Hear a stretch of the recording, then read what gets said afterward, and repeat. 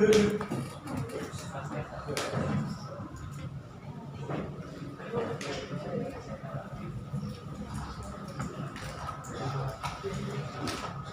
warahmatullahi wabarakatuh. Waalaikumsalam warahmatullahi wabarakatuh.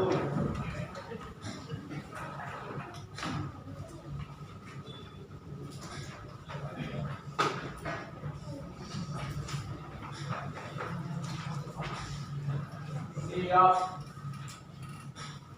Salam. Assalamualaikum warahmatullahi wabarakatuh. Waalaikumsalam warahmatullahi wabarakatuh. Selamat pagi ya semuanya. Amin.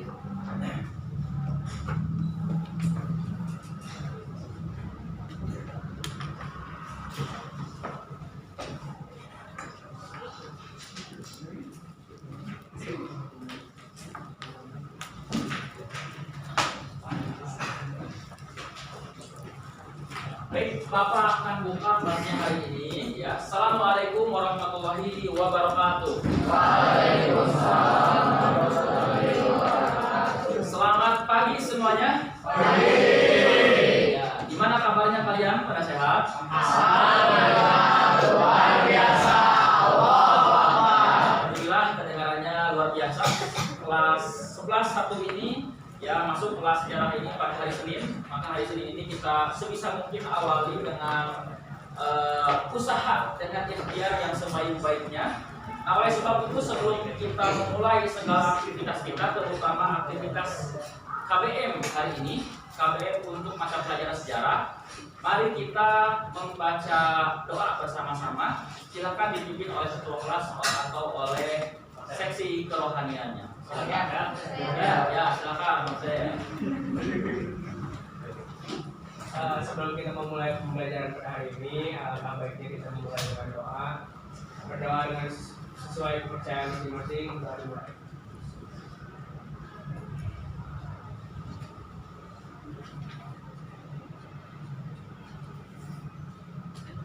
Terima kasih dalam hati. Baik, alhamdulillah kita bisa berjumpa lagi, terutama Bapak bisa berjumpa lagi dengan kalian karena sudah beberapa pekan Bapak tidak masuk bersama kalian ya. Dan mohon maaf sekali ya Bapak waktu itu tidak bilang bahwa kalian ulangan itu akan dipandu oleh guru yang lain ya. Akan tetapi mudah-mudahan itu semua tetap ya memberikan hikmah kepada kalian, memberikan kesan yang baik bagi kalian. Nah, Bapak pengen nanya nih gimana kabar ulangannya? Hasilnya baik-baik, bagus-bagus? Waduh ya. Nah, tetapi Bapak yakin untuk kelas ini itu selalu berusaha untuk ini ya, untuk jujur. Tidak ada yang berusaha untuk mencari cara lain untuk mendapatkan jawaban misalnya ya. Nah, apapun yang kita lakukan ya kita maknai dengan sebaik mungkin sehingga nanti kita akan mendapatkan pemaknaan yang luar biasa atas apa yang telah kita lakukan pada sebelumnya ya. Tetapi kelas ini banyak nggak yang nilainya di atas KKM kemarin? Ada juga banyak ya.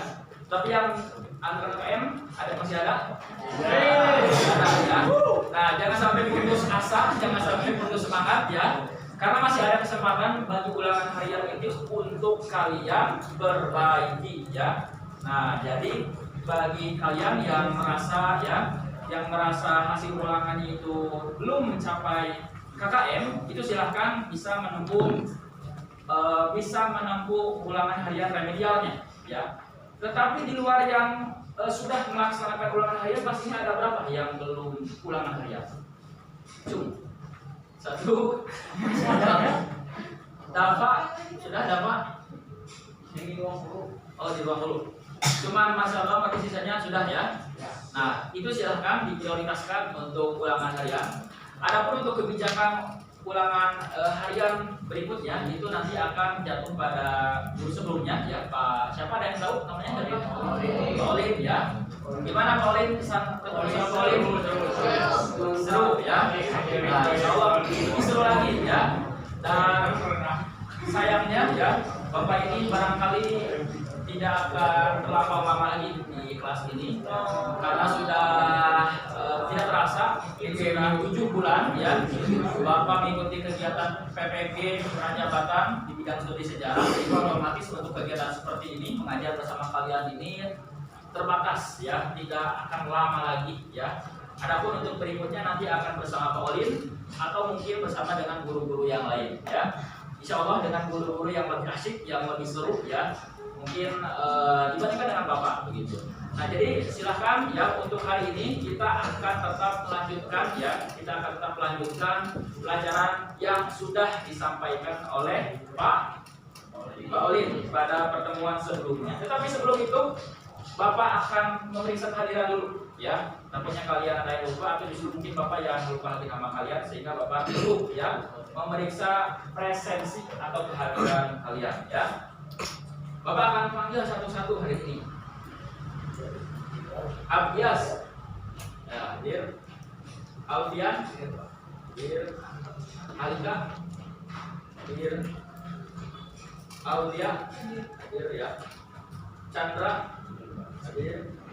Claris, hadir ya. Dafa Muhammad Abdor, hadir. Diva Aulia, hadir. Dio, hadir. Elfareta, Faruk, hadir ya. Fatimah, izin, ya. Bapak dulu.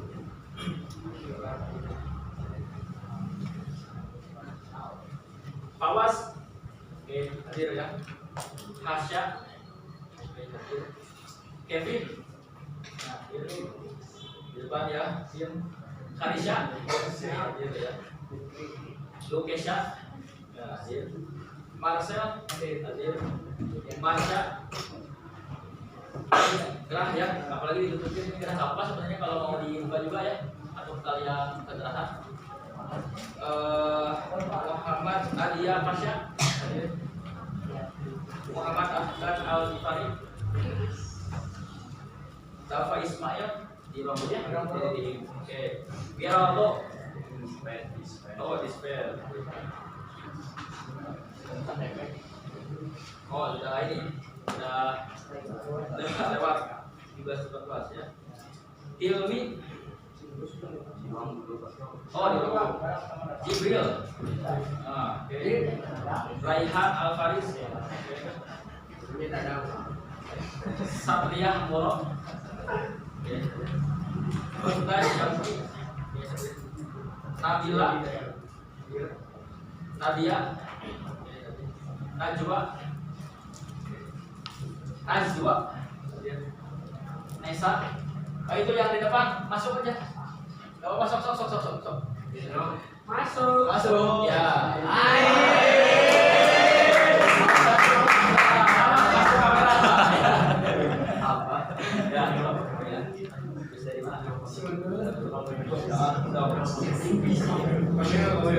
Dua Nesa, hadir. Raffi, hadir. Raihan, Riza, Rizky, Salwa, Salis. Oke, alhamdulillah ya, kelas 11 ini kebanyakan masuk hadir ya pada pagi hari ini. Mudah-mudahan kita semua tetap diberikan kesehatan, semua kegiatan kita, urusan-urusan kita diberikan kelancaran ya. Alhamdulillah pada kesempatan kali ini seperti yang tadi Bapak sampaikan bahwa kita akan melanjutkan kelas sebelumnya.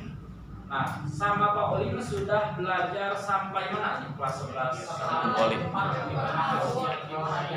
Jepang di Asia Pasifik ya. Nah, adapun sebelum sama Olin kan sama Bapak ya, itu Bapak sampaikan materi tentang bagaimana ya pemerintahan militer Jepang ini berkuasa di Indonesia. Nah, berhubung kalian sudah melewati ya satu materi ya di semester ini, maka setelah ditutup oleh ulangan harian, maka kita akan melanjutkan pada materi berikutnya, yaitu tentang bagaimana peristiwa-peristiwa di sekitar proklamasi kemerdekaan yang sudah salinianya kalian saksikan di depan, ya. Boleh dibantu di next.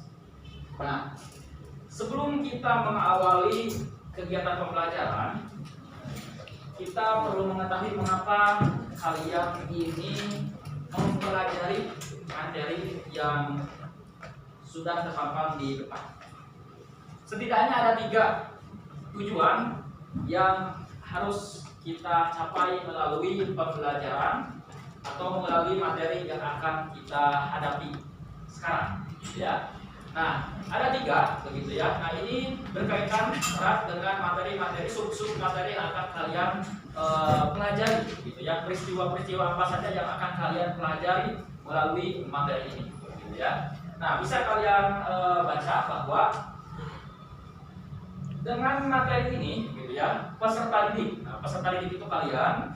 Nah, peserta didik melalui diskusi itu mampu menguraikan peristiwa penting yang di sekitar proklamasi kemerdekaan.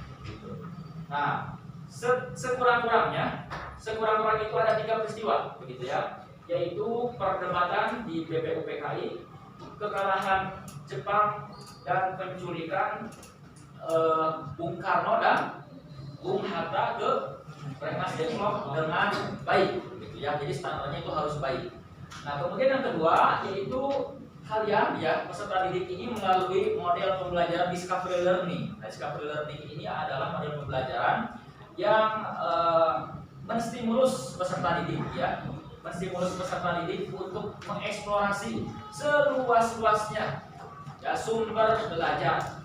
Apa yang harus kalian eksplorasi yaitu adalah kalian harus mampu mengidentifikasi. Mengidentifikasi itu apa? Mengamati ya, mengenali begitu ya. Nah, mengidentifikasi usaha yang dilakukan dalam upaya untuk mempersiapkan kemerdekaan Indonesia. Ya, seperti pembentukan BPUPKI dan kelanjutannya yaitu PPKI ya, dengan komprehensif. Nah, kalau sudah pakai model discovery learning, maka kalian harus eksplorasi dengan seluas-luasnya, cari melalui sumber belajar apa saja, melalui buku teks pelajaran, ya, melalui internet, melalui artikel ilmiah. Kalau misalnya kalian mampu, silakan cari seluas-luasnya. Mengapa begitu ya? Peristiwa-peristiwa ini itu terjadi. Kemudian kalian sebagai peserta didik melalui model pembelajaran cooperative learning mampu menganalisis, ya. Menganalisis itu apa? Menganalisis itu menelaah begitu ya, proses detik-detik dilaksanakannya proklamasi kemerdekaan Indonesia. Nah, ini adalah 3 tujuan pembelajaran yang hendaknya kalian capai melalui materi yang akan kita hadapi sekarang ini. Sejauh ini apakah ada yang mau ditanyakan? Sudah ya, sudah mampu dimengerti. Nah, ini adalah sekilas tentang tujuan pembelajaran kita hari ini. Nah, sebenarnya materi ini tuh singkat sekali ya, nanggung kalau menurut Bapak. Jadi kalau dibagi-bagi ke dalam beberapa pertemuan ini sebenarnya dalam 1 atau 2 pertemuan itu sudah ini ya, sudah selesai. Akan tetapi kan kita masih ada waktu sampai bulan apa nih, Bos? Juni, awal Juni ya. Nah, berarti masih ada waktu sekitar ya 2, 3, atau 4 pertemuan lagi untuk membahas materi tentang peristiwa-peristiwa di sekitar proklamasi kemerdekaan Indonesia. Baik, kalau kalian sudah memahami tujuan pembelajaran ini, maka kita harus kencangkan niat kita bahwa agar kita mampu mempelajari dan kita mampu menguraikan, kita mampu mengidentifikasi, dan kita mampu menganalisis. Jadi kita kencangkan niat kita supaya kita di sini mampu ya memenuhi standar kemampuan atau kompetensi dalam materi. Oke. Baik, ini kayaknya kepanasan, kasihan ya kalau dibuka panas ya. Kalau bisa sedikit. So, kalau misalnya mau dibuka boleh santai. Ini mau topik ya. Ada juga dikit. Nah, jendela ini kan terbuka. Ini sebelumnya kan asal ada AC atau ada ya? Ada. Nah, sekarang kan tidak ada. Diambil sama siapa? Wah, tapi kayak udah masuk belum ke TU atau ke lokasi Sarpas? Tadi pindahnya. Nanti kelas ini pindah lagi ke bawah nggak? Oh, jadi di sini. Ya, kasih aja duduk kering ya. Ini kelas 11-1 ini AC-nya tidak ada, sehingga harus pakai angin berlebu, begitu ya. Nah ini tujuan pembelajarannya ada 3, maka kita harus benar-benar ya serius untuk mempelajari materi ini agar kita nanti bisa mendapatkan hasil belajar yang baik, yang lebih baik lagi dari hasil belajar materi sebelumnya. Kita akan masuk ke inti materi ya, tetapi sebelum itu, apakah Pak Oli membuat kelompok baru lagi atau masih tetap yang lama? Ada berapa kelompok yang baru? Wah, banyak ya. Bapak kamu itu bikin itu berapa? 6 ya? 6 terus Pak Oli bikin lagi ada 8, berarti satu kelompok itu berapa orang? 4 sampai 5 berarti ya. Ada yang 5 ada 4 ya. Nah sekitar 4 sampai 5. Nah sebelum kita memasuki inti materi, nah, silahkan kalian bisa berkumpul bersama dengan kawan-kawan sekelompoknya ya. Jadi silahkan santai aja ya, sok dikumpulkan kawan-kawan kelompoknya. Sudah, ini sudah sama satu kelompoknya tuh. Sok saja ya. Silakan bersama dengan kawan-kawan.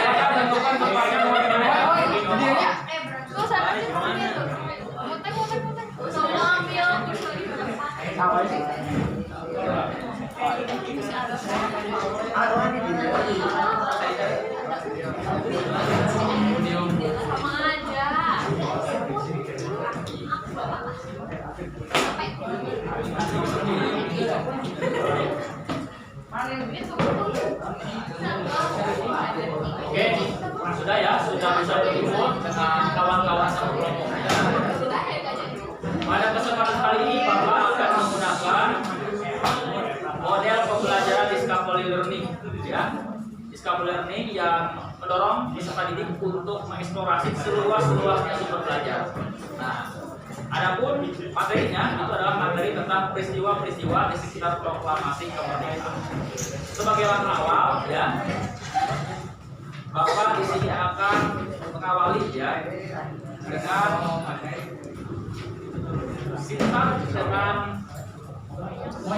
tahapan awal, yaitu memberikan stimulus ya untuk merangsang, untuk memantik ya masing-masing rasa, ya rasa ingin tahu kalian tentang materi yang akan Bapak sampaikan, ya. Silakan bagi yang belum, ya, Di bawah. belum berkumpul bersama dengan kawan-kawan satu kelompoknya, silakan. Baik, ya. Nah, silakan kalian perhatikan dulu, ya, pada salibia yang sudah Bapak sampaikan di depan di sini. Ada gambar apa ini? Orang, ya. Orang ini siapa? Oppenheimer ini adalah poster film yang baru dirilis sekitar 1 tahun yang lalu, betul kata Mas ya. Ini adalah film Oppenheimer yang dirilis tahun lalu, yaitu Oppenheimer. Siapa di kelas ini yang udah pernah nonton film Oppenheimer? Ada. Ada lagi? 2, 3, 4. Nah, ya betul sekali memang karena durasi film ini panjangnya sama 3 jam. Ya. Nah, ini adalah film Oppenheimer yang dirilis tahun lalu. Durasinya itu 1 jam. Ini adalah film biopik. Ya, film biopik itu adalah film yang dibahas tentang kehidupan tokoh, ya, yang membahas kehidupan seseorang. Adapun film Oppenheimer ini adalah film yang menceritakan seorang ilmuwan dari mana? Dari mana? Dari Amerika Serikat, ya. Nah, Oppenheimer ini adalah seorang ilmuwan dari Amerika Serikat yang dikenal, ya, memiliki sebuah proyek besar yang mengubah nasib perjalanan umat manusia. Ada yang tahu? Beliau ini, ya, Oppenheimer ini membuat apa? Bom apa? Bom atom, ya, bom atom yang dijatuhkan di mana? Hiroshima dan Nagasaki, 2 kota besar di Jepang.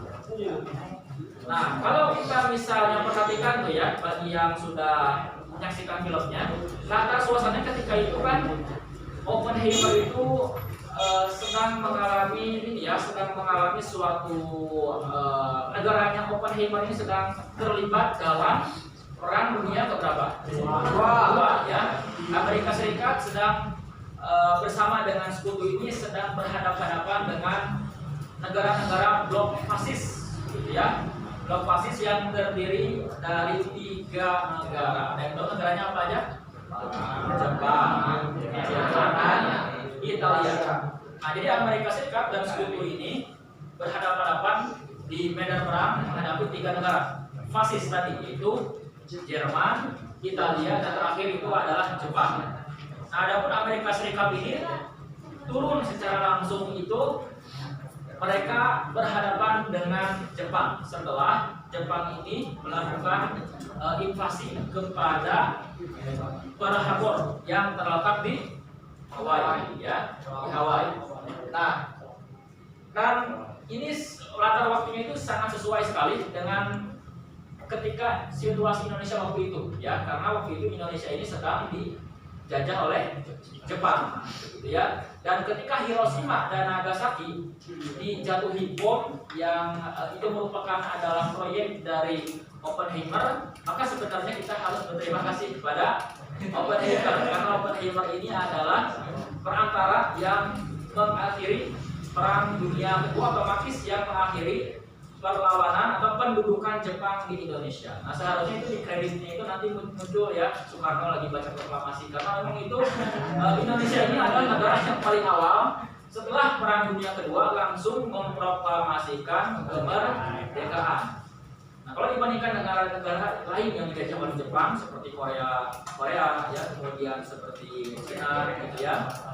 Nah, itu lebih awal Indonesia, gitu ya, lebih awal Indonesia. Nah, sehingga kita memang ini harus akrab sekali, ya, dengan film ini. Film yang menceritakan orang ini itu membantu secara tidak langsung, ya, kemerdekaan Indonesia. Nah, sedikit mengulas materi yang telah disampaikan oleh Pak Olin sebelumnya, bahwa Jepang ini memasuki tahun 1944, setahun sebelum Indonesia merdeka, mengalami kekalahan demi kekalahan. Nah, kekalahan demi kekalahan itu terjadi di beberapa wilayah dan diabadikan dalam berbagai macam pertempuran seperti pertempuran Iwo Jima, ya, pertempuran Midway dan lain sebagainya. Nah, tetapi selain di kawasan tersebut, Jepang juga berhasil dipukul ya oleh sekutu di kawasan Asia Pasifik ini, terutama di Kalimantan, begitu ya, Sulawesi dan lain sebagainya. Nah, ketika itu Jepang mengalami kekalahan demi kekalahan, sehingga nanti ini dampaknya itu Jepang memberikan janji-janji kemerdekaan kepada Indonesia. Pada materi sebelumnya, ketika kalian masih dipandu oleh Bapak menginstruksikan kepada kalian untuk membuat mind map, ya.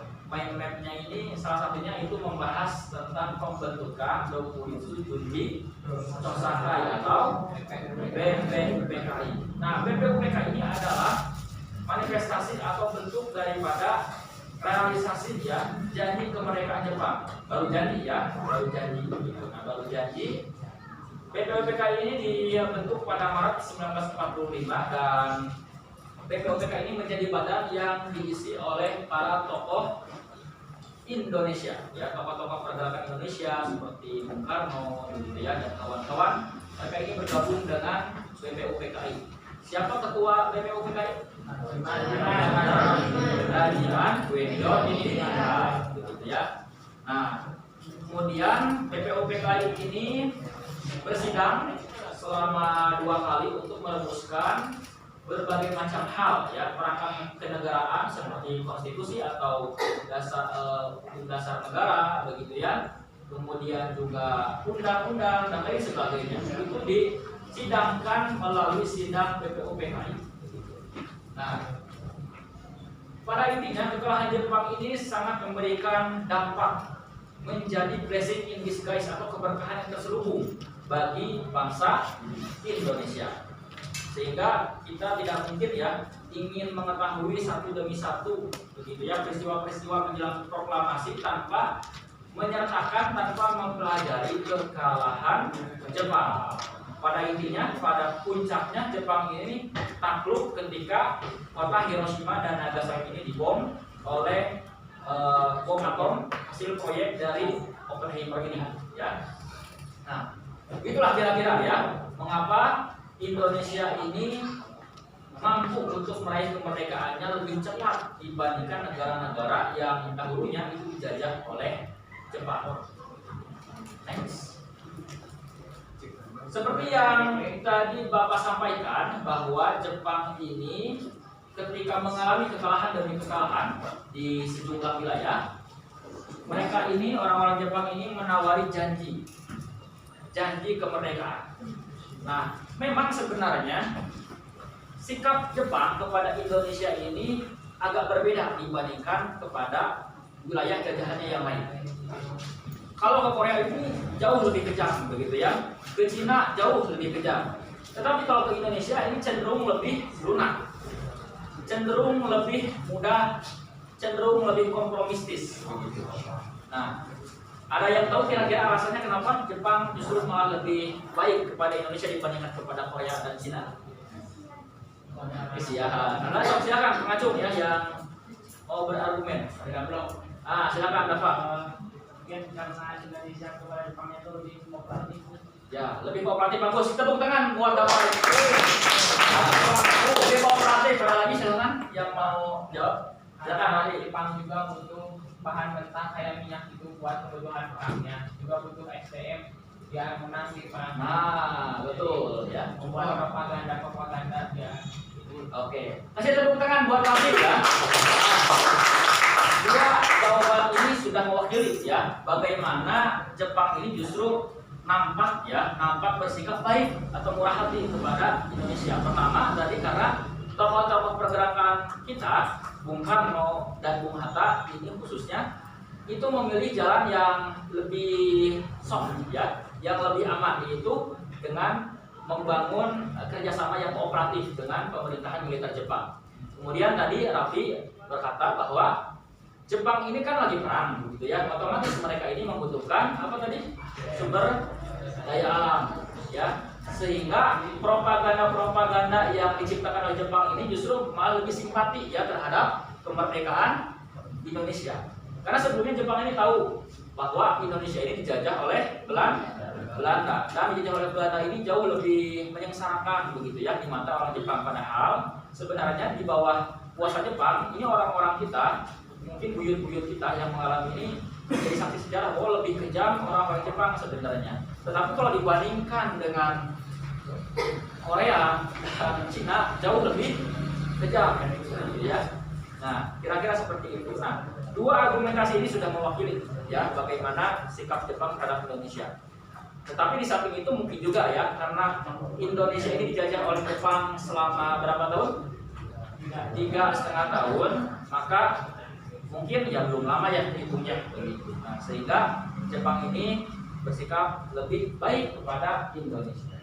Jepang menawari janji kemerdekaan kepada Indonesia dengan membentuk Dokuwetsu Junbi Chosakai atau BPUPKI. BPUPKI ini dibentuk pada Maret 1945, bersidang 2 kali dan menghasilkan sebuah dokumen bersejarah ya bagi bangsa Indonesia. Dan perlu diketahui bahwa BPUPKI ini itu adalah badan yang diisi oleh bangsa Indonesia, tetapi juga masih ada para perwira militer Jepangnya. Jadi ada perpaduan tuh di dalam BPUPKI itu, bukan semuanya bangsa Indonesia, tetapi juga ada orang-orang Jepang. Nah, ada sekitar 59 plus begitu ya bangsa Indonesia dan perwira militer Jepang yang duduk di BPUPKI. Nah, BPUPKI tadi ya sudah bersidang 2 kali dan terjadi perdebatan sengit sebenarnya itu di BPUPKI ya. Karena BPUPKI ini kan merancang future Indonesia begitu. Bagaimana nih nasib Indonesia ke depan? Bagaimana nih kita menyongsong kemerdekaan? Maka waktu itu tokoh-tokoh pergerakan itu sangat excited untuk menjemput, untuk menyongsong kemerdekaan. Maka wajar waktu itu ya, karena tokoh-tokoh pergerakan ini nggak semuanya sama pemikirannya, isi kepalanya itu nggak sama. Apalagi ini 59 orang. Kalian di sini berapa orang? 30 berapa di sini? 39. Ya. Kalian sering nggak beda pendapat sama teman-teman kalian? Sering ya, sama teman sebangku sering. Ya, berantem dan sebagainya kan. Nah, itu hal yang wajar.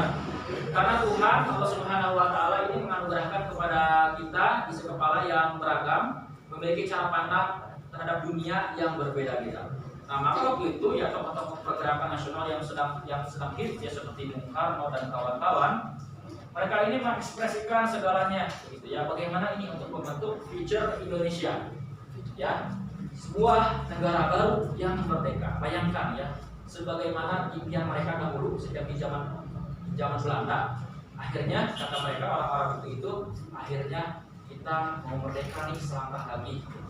Tetapi yang menjadi tantangan waktu itu adalah bagaimana menjembatani ya dua perbedaan besar waktu itu, karena ada dua aliran pemikiran besar waktu itu, yaitu nasionalis sekuler dan nasionalis Islam, gitu ya. Nah, ada dua kelompok yang bersitegang begitu ya di BPUPKI ini, terutama ketika membicarakan dasar negara. Nah, ada yang menyatakan bahwa Indonesia ini dasarnya itu harus bebas dari agama alias sekuler. Jadi urusan agama ini ya udahlah, urusan masing-masing, nggak usah diumbar ke publik. Tetapi ada juga ya kelompok yang menghendaki supaya Islam ini menjadi dasar negara, begitu ya. Nah, alasannya ini adalah karena Islam ini sudah menaungi ya jiwa rakyat Indonesia selama berabad-abad. Yang memelopori perlawanan terhadap penjajah itu adalah para kiai, para ulama, para sultan-sultan Islam, begitu ya. Nah, sehingga itu terjadi perdebatan sengit di BPUPKI ya, antara Bung Karno, kemudian juga Ki Bagus Hadikusumo, begitu dan kawan-kawannya gitu. Nah, tetapi dibentuklah sebuah panitia kecil tuh, namanya panitia 9. Nah, panitia 9 ini membuat kompromi ya, membentuk sebuah ini ya dasar negara yang bisa mengenakan kedua belah pihak tadi. Maka terbitlah yaitu Jakarta Charter atau Piagam Jakarta yang menjadi isi atau semangat yang mengilhami Undang-Undang Dasar Negara 1945. Hanya saja yang membedakan itu adalah di sila pertama, ya.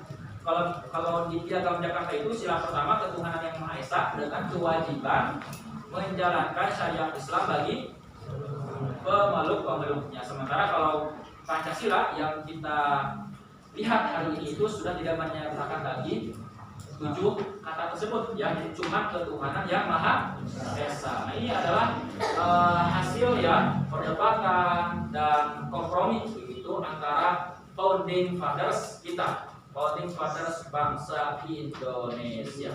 Next. Ya.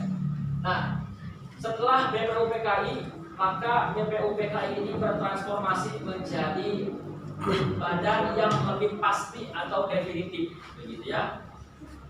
Maka otomatis namanya pun berubah, bukan lagi badan penyelidik usaha-usaha, tetapi menjadi Panitia Persiapan Kemerdekaan Indonesia, atau dalam bahasa Jepang itu adalah Dokuitsu Jundi Ikai. Nah, sebenarnya PPK ini hanya meneruskan saja usaha-usaha yang telah dikembangkan oleh BPUPKI. Tetapi yang plusnya itu adalah PPK ini nanti meresmikan produk-produk hasil BPUPKI seperti undang-undang, ya, dan lain sebagainya. Nah, kira-kira seperti ini, ya, bagaimana Indonesia ini menyongsong kemerdekaannya, ya. Nah, nanti setelah ini kita akan lihat bagaimana, ya, justru nanti ini ada perbedaan. Ada perbedaan lagi, bukan perbedaan di sidang BPUPKI, tapi ini adalah perbedaan yang cukup mencolok. Mungkin ya di antara kalian ini ada yang belum tahu, tetapi ini adalah sebuah peristiwa yang benar-benar terjadi. Silakan, next. Nah, Bapak sajikan sebuah problem statement sebagai sintaks atau tahapan kedua dari discovery ini, bahwa kita sekarang ini kan justru cenderung mengetahui bahwa yang memproklamasikan kemerdekaan Indonesia itu adalah Soekarno dan Hatta pada 17 Agustus 1945. Tetapi, nah, masih banyak orang yang nggak tahu, mungkin kan juga baru tahu sekarang. 2 hari sebelum proklamasi kemerdekaan Indonesia, Sultan Syahrir memproklamasikan kemerdekaan Indonesia lebih dulu di Cirebon, ya. Ada ini nggak yang keluarganya dari Cirebon? Nah, Cirebon ini adalah lokasi, ya, proklamasi kemerdekaan sebelum Pegangsaan Timur nomor 56. Nah, ini harus kita pecahkan mengapa justru terjadi peristiwa demikian. Nah, oleh sebab itu Bapak sudah instruksikan kalian di sini berkumpul bersama dengan kawan-kawan sekelompoknya. Bapak akan persilakan kalian untuk mencari melalui sumber belajar yang seluas-luasnya. Ada sekitar 2 pertanyaan yang harus kalian pecahkan di sini. Dan Bapak harap, ya, kalian ini nanti mampu menguraikannya secara komprehensif, bukan hanya sekedar menjawab, ya, pertanyaan ini. Jadi ada 2, ya, poin pertanyaannya, yaitu mengapa peristiwa tersebut terjadi. Maksudnya peristiwa proklamasi Syahrir di Cirebon pada 15 Agustus 1945 itu kenapa terjadi? Lalu yang kedua itu, apakah peristiwa ini berdiri sendiri, misalnya tunggal gitu, ya, nggak ada apa-apa, jodoh Sultan Syahrir proklamasi misalnya. Nah, ini harus kalian pecahkan 2 pertanyaan itu bersama dengan kawan-kawan sekelompok lainnya. Dan Bapak harap tadi sekali lagi, ya, itu kalian tidak hanya mencari, ya, hanya sekedar menjawab 2 pertanyaan ini saja, tapi kan harus sekali analisis, uraikan lebih lanjut apakah ada keterhubungan dengan fenomena atau dengan sikap para tokoh sebelumnya ataukah bagaimana. Silakan uraikan, cari, eksplorasi seluas-luasnya bersama dengan kawan-kawan sekelompok. Dan nanti Bapak ingin kalian juga menyampaikan isi atau hasil dari eksplorasi ini, nah, begitu ya. Silahkan kalian melakukan data collection, data procession, begitu ya. Kalian cari bersama dengan kawan-kawan sekelompoknya lewat buku paket, buku teks pelajaran sejarah, atau misalnya lewat internet. Silahkan seluas-luasnya. Ada yang mau ditanyakan dulu silahkan. Untuk medianya kemana? Oh, silahkan disampaikan saja melalui nanti tulis saja di kertas satu lembar saja, setiap kelompok satu gitu ya, satu kertas ditulis begitu ya. Nah, sisanya silahkan kalian cari dan nanti yang presentasi yang berbicara satu orang saya juga cukup begitu ya. Ya, jadi kira-kira seperti itu untuk medianya. Ada lagi yang mau ditanyakan silahkan. Cukup ya, sudah bisa dipahami. Jadi ada dua sebenarnya ya, dua permasalahan yang harus kalian cari. Nah, kenapa nih ya? Sultan Syahrir malah memproklamasikan kemerdekaan 15 Agustus 1945.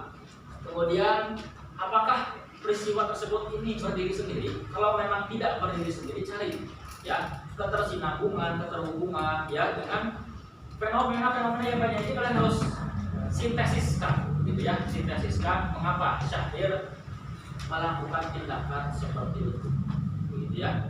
Nah, jadi silakan Bapak akan berikan waktu 10 menit ya. 10 menit cukup atau harus lebih lama lagi? 20 atau 15 menit? 10 menit kayaknya cukup ya. 10 menit cukup, silahkan kalian cari saja ya.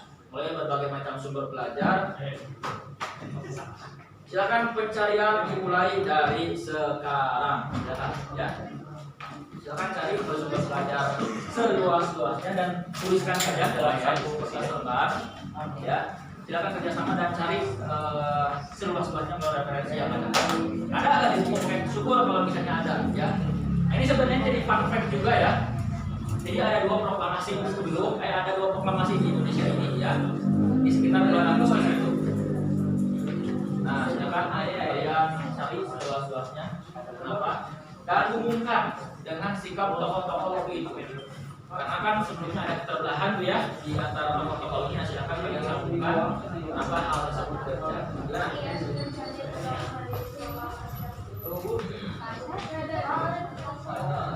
Ya, jangan diasumsikan, harus sesuai fakta objektif ya. Kalian cari apa Syahrir justru malah proklamasinya itu 15 Agustus. Coba kalian cari sisi lainnya, misalnya ya, bagaimana tuh hubungannya Syahrir sama Soekarno, apakah baik-baik saja? Tidak, atau justru malah tidak. Tapi jangan berdasarkan asumsi ya, misalnya tadi ya, Syahrir mah baut beneran ke Soekarno gitu ya, kudung misalnya ya. Nah jangan, jadi kalian harus sertakan ya fakta sejarah hasil eksplorasi kalian ya, dari berbagai macam sumber belajar. Yang paling awal presentasi Bapak akan kasih hadiah. Jadi silakan ya, kalian cari maksimalkan yang paling awal Bapak akan kasih hadiah. Silakan ya. Kan? Kelompok satu mana kelompok satu? Dua. Ayo kelompok dua mana? Lupa lagi ya. Kelompok tiga mana? Ada kelompok 4, ada kelompok 5, oke, juga kelompok 6, 7, kelompok 7 ada, oke, kelompok 8 ada, berarti kelompok 2 mana? Oh ini berarti ya, sok silakan. Bapak kasih waktu 10 menit ya, masih ada waktu silakan. Silakan uraikan, cari ya bagaimana apa hal demikian terjadi. Ya. Syahrir.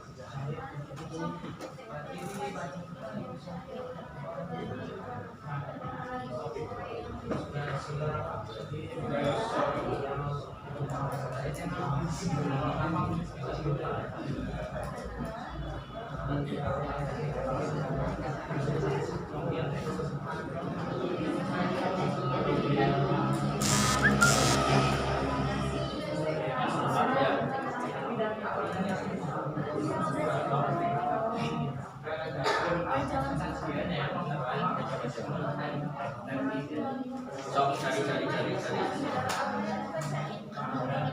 Ini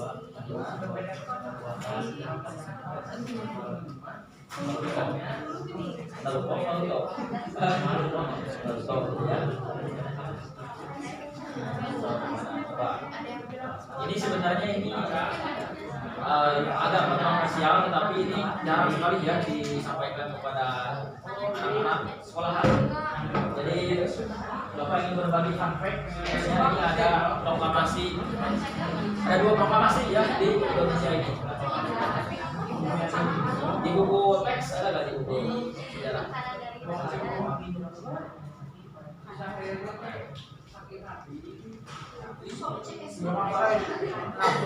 Nafsu, sahan nafsu. Saikon ya halal.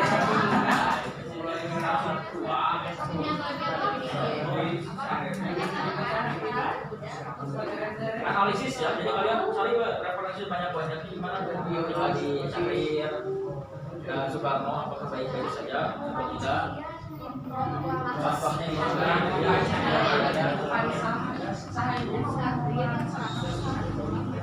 mana kamu sini sudah dapat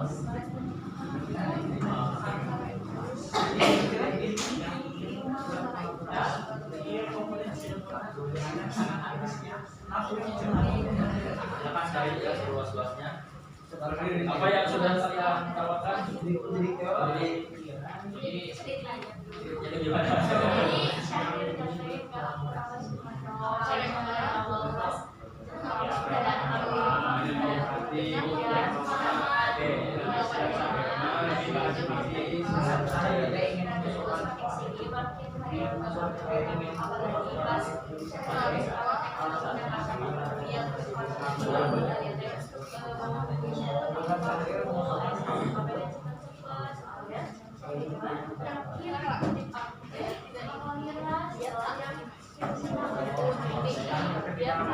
Sok cari dulu, masih banyak mana tinggal di antara Syahrir kita Soekarno ya. Sangat unik sekali ya antara Jawa dan Sumatera. Ya, dia tinggal mau pilih kalian tapi harus berdasarkan temuan kalian ya. Kita akan menafsirkan ya, jadi Soekarno dan Syahrir itu namanya campur.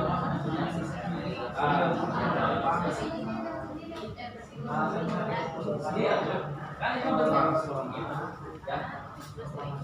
Silakan kalian ya, data processing, data collection, data processing. Itu alasan mereka mungkin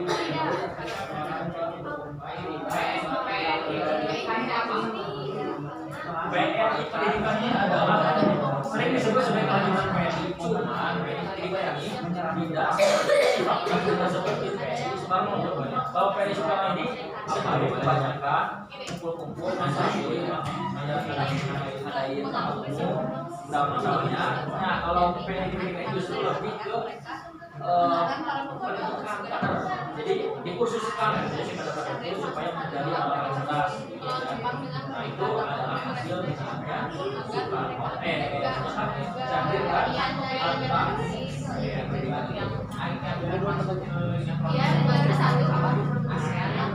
ayo banyak ini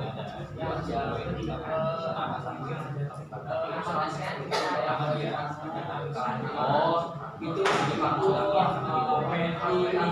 partai kapitalisasinya itu adalah Indonesia itu adalah Soekarno sendiri ya. Nah, PDIP ini yaitu adalah itu hasil kalau PDIP dua dulu karena dia itu jagonya itu Xiaomi ya. Jago orasi sehingga sering menarik perhatian warga. Tapi kalau kata Syahrir itu bukan dia memang cuma masa itu cuma nonton aja gitu, nggak dapat apa isinya gitu ya. Nah, kalau kayak gitu justru orang-orang kan gali terus bagaimana yang kuncinya perbedaan dua orang sudah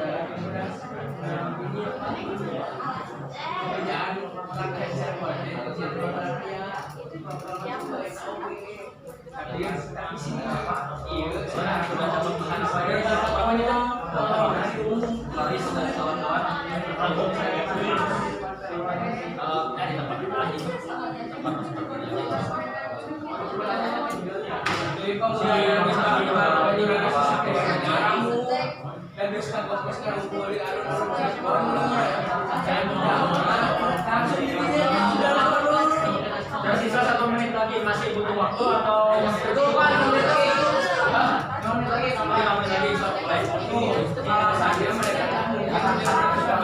menit lagi ya.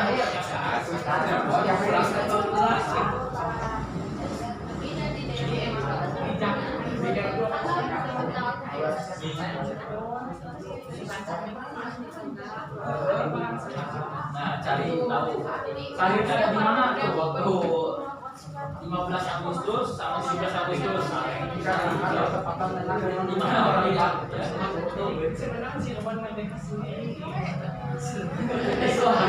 Dia apa aja? Daerah Ciledug habis pesan Silakan cari ya. Ya udah aja. Ya. Sok santai, ada 5 menit lagi ya. Cari tahu Sahir itu ada di mana tuh tanggal 15. Apakah ada di Cirebon? Terus tanggal 17 ada di mana? Ada di Jakarta atau nggak ada? Ya. Cari hubungan pribadi ya antara Sahir dengan Bang ini antara Jawa dan Minang ini apakah akur atau tidak? Ya. Jawa dan Minang. Jawa dan Minang. Silakan ya. Bagaimana sikap keduanya?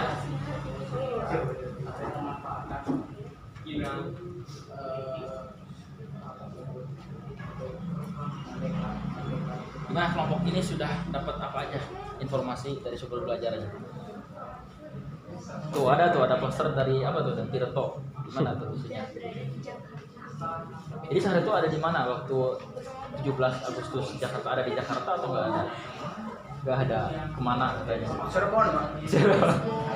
Jadi gimana tuh? Wah, ini bener kan? Apakah diakui atau tidak ya si kemerdekaan Iya, sih mana tuh di sini? di Cirebon? Gimana? Sob, gimana? Bener nggak tanggal 17 hari ini Cirebon? Terus ngedengerin proklamasi Soekarno-nya di radio. Nah, silakan cari sumber yang untuk triangulasi dasar untuk apa ya? Untuk konfirmasi lewat sumber. Jadi kalian bandingkan fakta mana yang lebih kuat, temuan mana yang lebih kuat antara satu dan lain. Yang mana? Cari eksplorasi seluas-luasnya. Ya.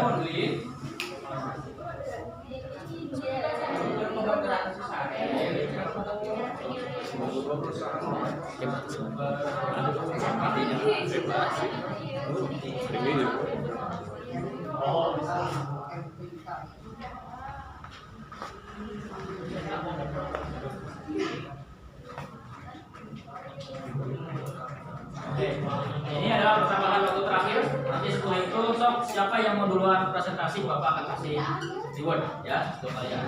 Untuk kelompok kalian maksudnya ya. Untuk semuanya nanti.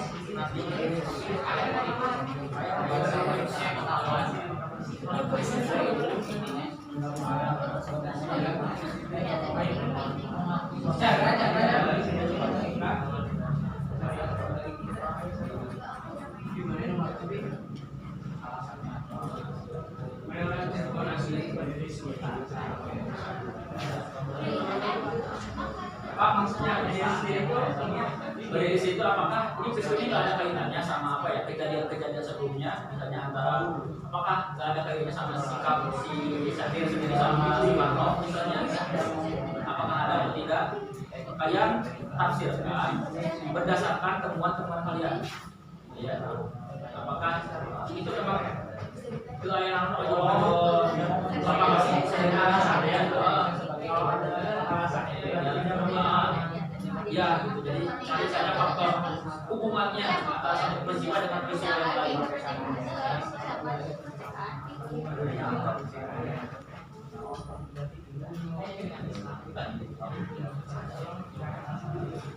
Oke, siap-siap 2 menit lagi ya. Setelah time up, silakan langsung maju siapa yang mau duluan presentasi. Harapannya sih data-datanya lengkap ya, tidak ada yang kurang-kurang. Jadi sehingga nanti bisa diinikan, dilengkapi. Jadi nanti lengkap lah, enak ya kalau lebih lengkap. Ada pun kelompok-kelompok yang lainnya itu boleh untuk mematahkan argumen. Misalnya tidak sepakat dengan argumentasi yang disampaikan oleh kelompok lain, itu boleh untuk tidak setuju untuk menyatakan masih tidak percaya itu silakan ya kepada presenter dari kelompok lain, silakan ya. Nanti kalau yang matahin argumen orang lain Nanti hadiah tambah aja kan. Ya.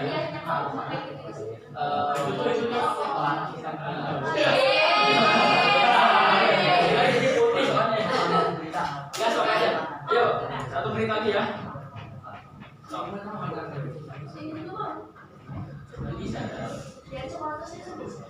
Mematahkan boleh, melengkapi boleh, gitu ya. Silakan.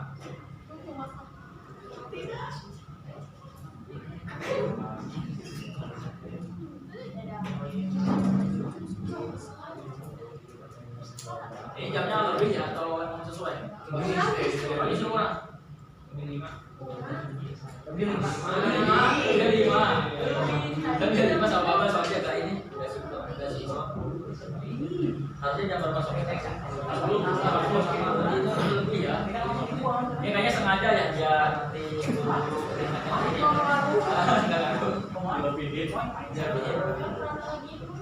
ya, persekian detik lagi habis langsung siapa yang mau dan nanti ajuannya.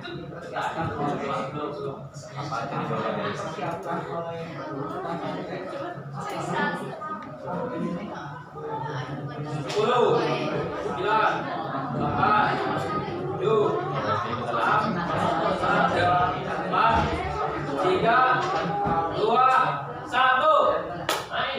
Gimana dilihat ke sini? Pak, ya kalau ini sih yang tadi kelihatan. Oke, yang lain sih Pak, kalian punya hak untuk menginstruksi, untuk melengkapi, untuk memberikan ini ya, memberikan tanggapan kepada kelompok itu. Pertanyaan juga boleh, silakan ya, saling menyapa boleh.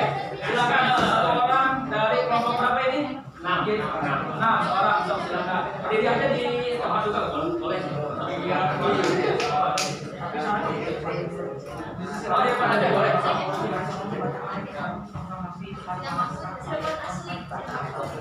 Putra Cirebon ya.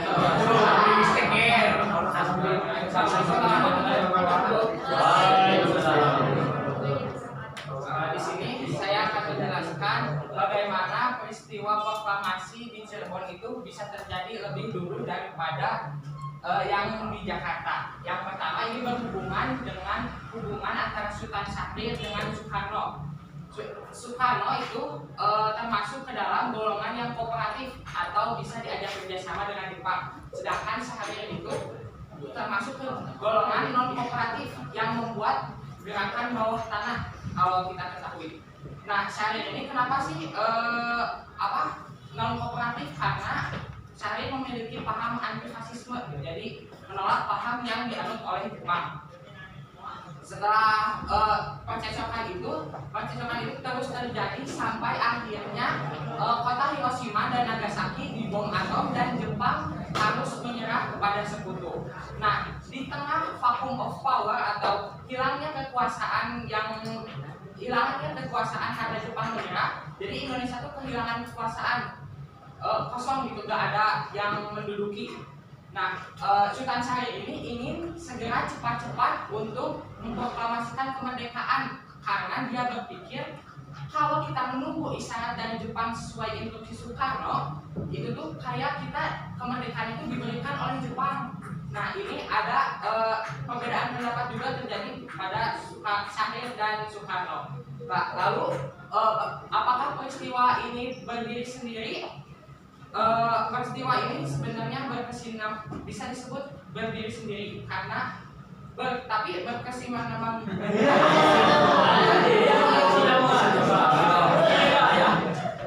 Apakah imbang? Tidak ada hujan, tidak ada petir langsung ini.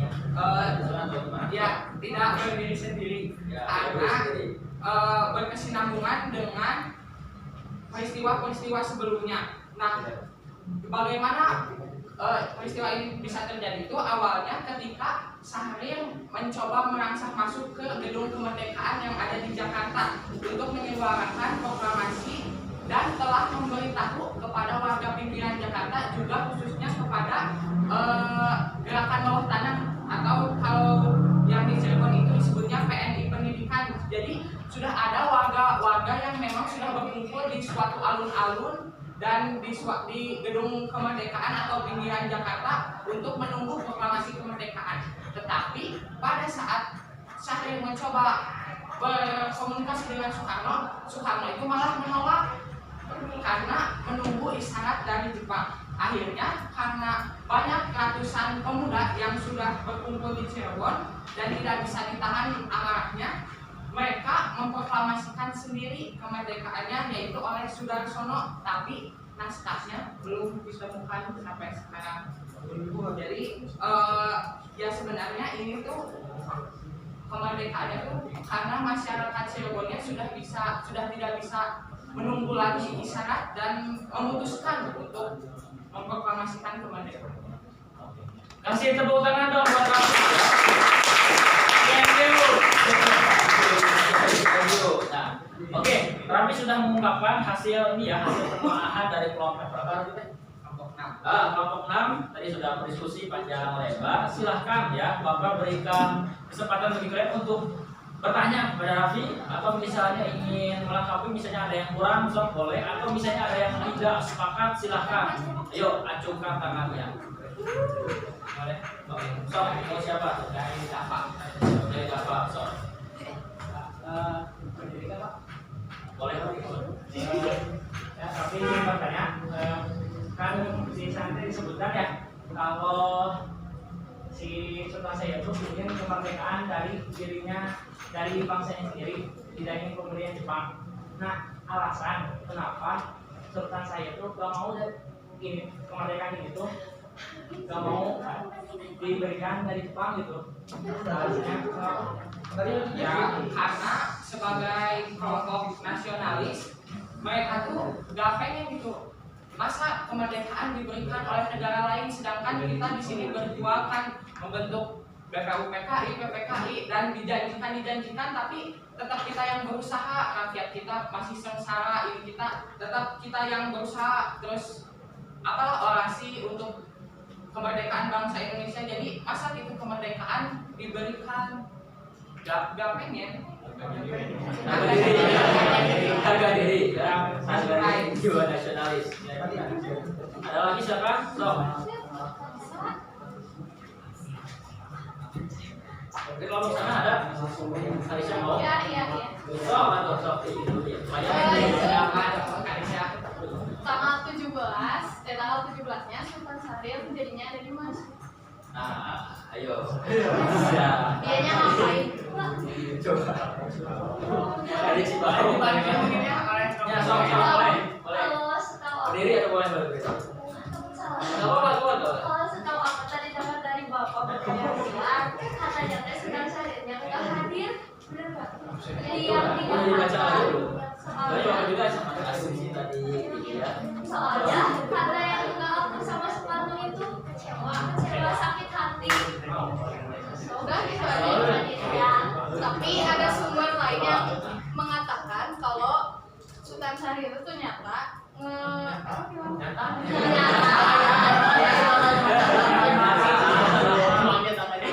Sok silakan.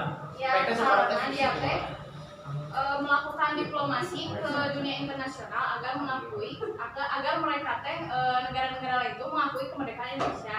Terus salah satu yang dia lakuin dengan memimpin delegasi Indonesia dalam perundingan Linggarjati. Nah, kalau itu benar apa enggak?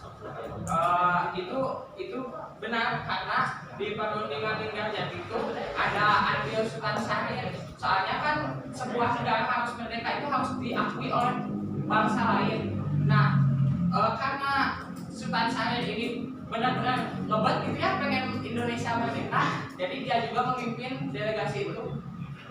Ya, Tapi nggak ada di proklamasi ya. nggak ada. Terus waktu yang di tanggal 15 Agustus itu juga, kalau pengetahuan saya karena tadi sudah membaca literatur itu, jadi Sultan Syahrirnya itu tidak ada di Cirebonnya, tapi yang melaksanakannya itu ya di Sudarsono, Dr. Sudarsono atau anak-anak didiknya di PNI Pendidikan atau Gerakan Bawah Tanah. Oke. Bisa ada lagi ya? Oke, kawan-kawan yang menyaksikan bagaimana sudah merasa puas atas informasi yang disampaikan oleh Hafiz. Hafiz mau nanya. Sok, sok silahkan. Ya, Yang buat teks proklamasi di yang di Cirebon siapa? Soalnya ada sumber lain yang bilang kalau misalnya teks itu teh spontan dari si teksnya. Soalnya sampai sekarang naskahnya juga belum ditemuin dari sana teh, belum diketik sama si tim ya. Ya itu kan Ya, namanya apa yang informasikan di Cirebon itu belum diketahui siapa yang menulisnya, siapa yang mengetiknya, dan bagaimana naskahnya, karena naskahnya juga belum hilang. Anak-anak Syahrir dan Alwi pernah menyampaikan bahwa teks proklamasi dibuat oleh Syahrir bersama aktivis bawah tanah. Dalam biografi Syahrir, karangan Rudolf Razek disebutkan bahwa teks proklamasi buatan Syahrir memuat sekitar 300 kata. Tapi sekarang udah hilang, nggak diketahui isi lengkapnya yang dibacakan di Cirebon. Tidak hanya tinggal Tugu Kejaksaan Cirebon, sebuah saksi bisu pembacaan proklamasi 15 Agustus. Hipotesis sementara kita bahwa teks proklamasi yang dicoba itu dibuat oleh Syahrir dan aktivis lainnya yang senauman dengan dan sependapat dengan Syahrir. Oke, Charles CS bagaimana kalau ada yang Oke, dari kelompok lain gimana? Masih perlu menggali informasi lagi dari Raffi atau sudah merasa cukup? Cukup? Oke, oleh sebab itu sekali lagi kita kasih tepuk tangan untuk Raffi dan yang sudah bertanya. Nah, tadi karena Bapak bilang bahwa yang paling awal mengacung ya dan presentasi itu Bapak akan beri reward, dan tadi sebagai sebetulnya dulunya sudah diketahui ya oleh kalian ya, jadi Bapak berikan reward ini makanan ya.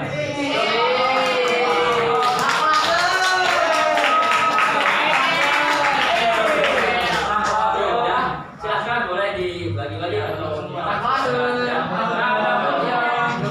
bertanya dapat coklat juga, cuman segini ya, satu-satu ya. Nah ini silahkan siapa?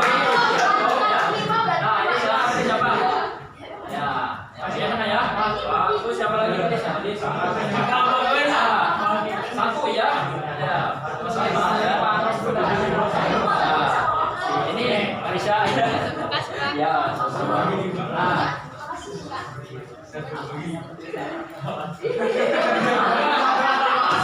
Kalian sudah proaktif ya dalam proses data collection dan data processing ini, maka berikutnya adalah kita mengambil konklusi atau simpulan atau generalization dari persoalan yang kita sedang bicarakan dan telah kita cari bersama ya. Nah, kira-kira dari kalian ada nggak yang bisa memberikan kesimpulan lah dari tadi diskusi singkat sebetulnya ya? Apa yang bisa kalian dapatkan dari pembicaraan kita tadi? Silakan ada yang mau mengeneralisasi, mengambil kesimpulan dari hasil diskusi singkat tadi. Ada? Ini masih ada ya, ini masih ada. Silakan yang berapa yang dicoba silakan masih ada. Ada? So, very bad ya. Boleh. Kalau bisa terima yang lain, yang belum speak up silakan. Alika. Ya, ada sok. Najwa mau. Najwa, Riza mau Riza? Rija. Oke. Ayo satu lagi aja, walaupun minta satu orang saja. Ya. Sebagai dari pelajaran kita siang hari.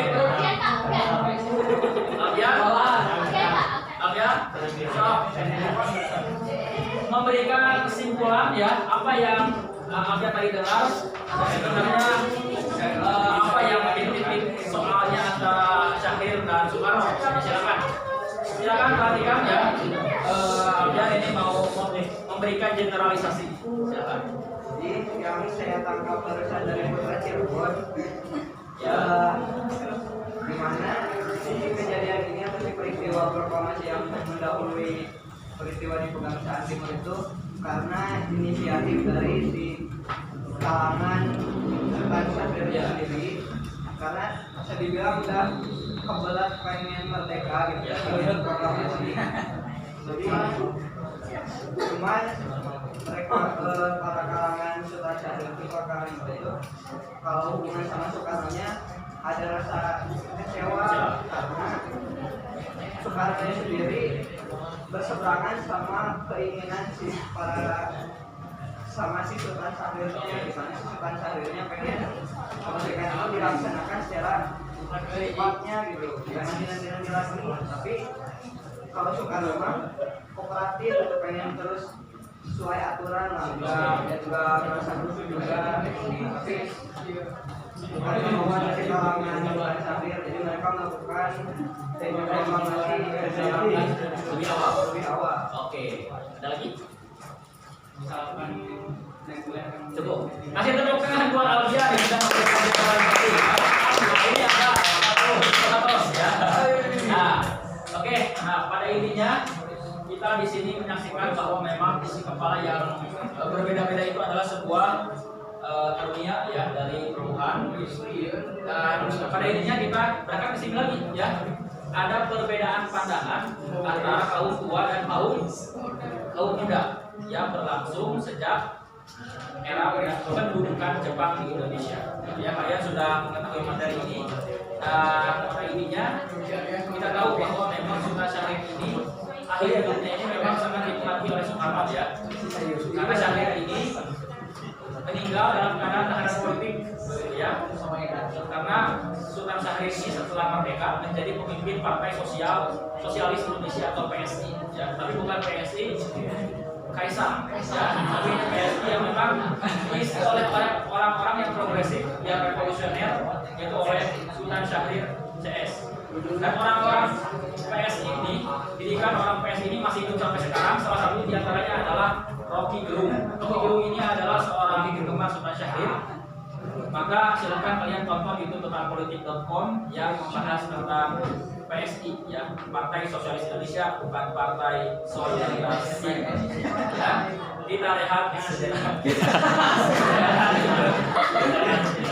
Ada azan ya bentar.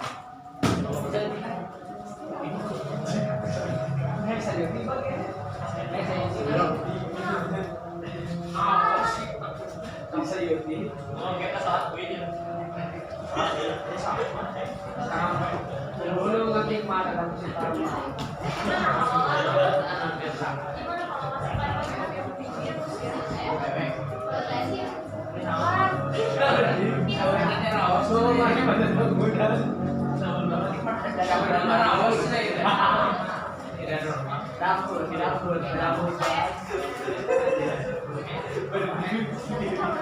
kita berdiri, artinya berdiri sendiri.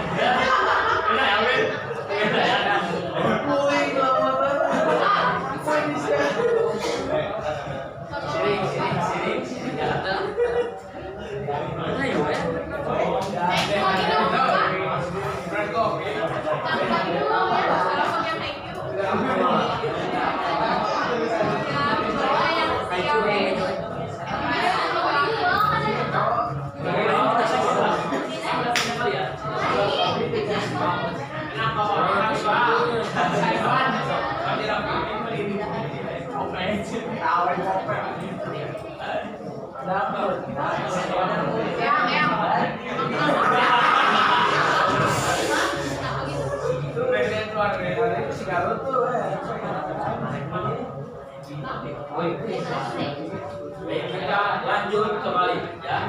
Nah, baik, sebagai penutup ya, Bapak ucapkan terima kasih banyak kepada anak-anak dari kelas 1 yang sudah kooperatif dan aktif ya selama pelaksanaan KBM hari ini. Mudah-mudahan pembelajaran hari ini memberikan dampak ya atas peningkatan kewawasan kalian, peningkatan sikap kalian, dan lebih utama lagi itu untuk meningkatkan rasa cinta kita kepada tanah air yang memiliki sejarah yang panjang dan tidak selamanya sejarah itu indah, begitu ya. Sejarah itu selalu berkaitan, selalu diiringi oleh drama-drama pertikaian, tetapi itu cukup menjadi pembelajaran bagi kita karena pada dasarnya sejarah adalah guru bagi kehidupan. Historia magistra vitae atau sejarah adalah guru bagi kehidupan. Nah, sebagai pamungkas, mari kita membaca doa sebelum kegiatan pembelajaran ini berakhir. Silakan dipimpin oleh Mas lagi.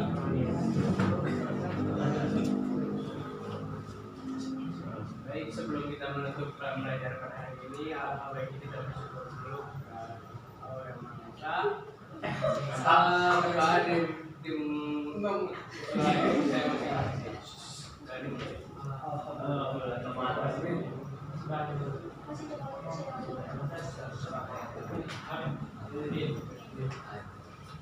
Terima kasih banyak kepada kelas 11 1. Tepuk tangan untuk